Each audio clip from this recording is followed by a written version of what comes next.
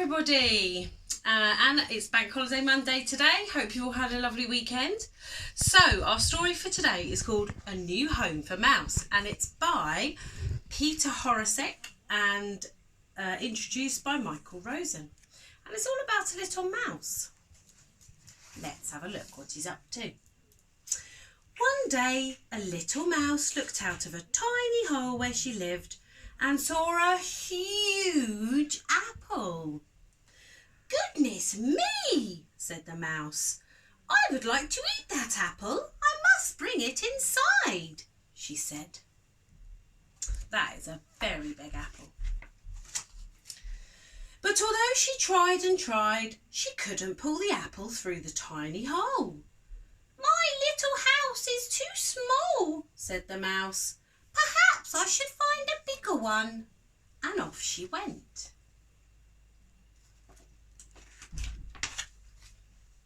Looking for a new home makes you hungry. Little Mouse took a few bites of the juicy apple. Then she spotted a hole that was a little bigger than hers. "That looks all right," she said as she peered inside.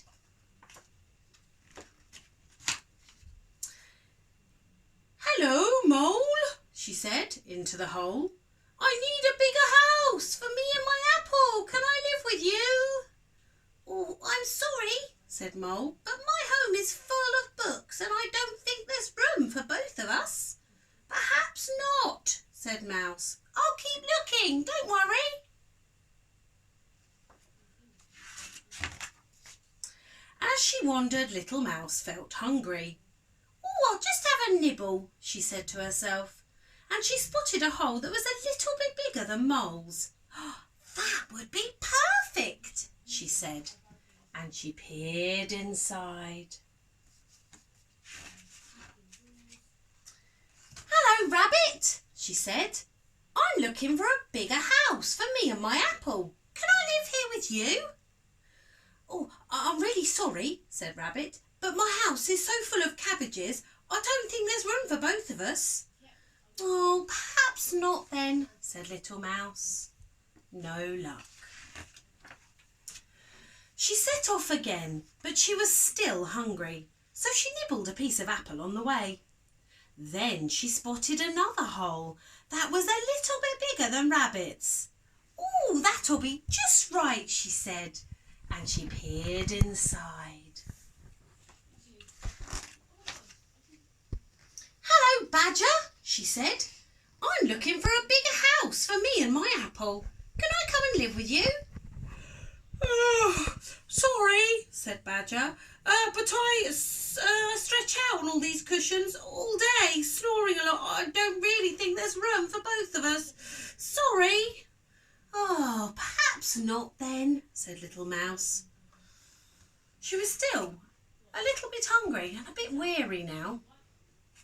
That evening she came across an enormous hole that was big enough for her and her apple. She thought, "Hello, is anybody there?" she shouted. "I wonder who lives in the hole." "Hello, Little Mouse," growled a huge bear. "Why don't you come and live here with me?" No thank you," said Little Mouse.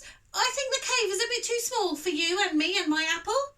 And off she ran really quickly. I think she might have been a bit scared of the bear. He was quite big. Little Mouse was tired now, but she pulled the apple and it seemed a little easier, when suddenly she saw a tiny hole. "That looks perfect," she squeaked. "I wonder who lives there." And she peered inside. There was no one at home. Little Mouse went right in and pulled her apple behind her. It fitted perfectly because, as you can see, she's eaten it all, so it's not as big and round as it was. "I knew I would find somewhere just right for me and my apple," she said as she climbed into her own bed and fell asleep. She didn't realise she was home. and she slept and she enjoyed her apple. That was a lovely story. See you soon.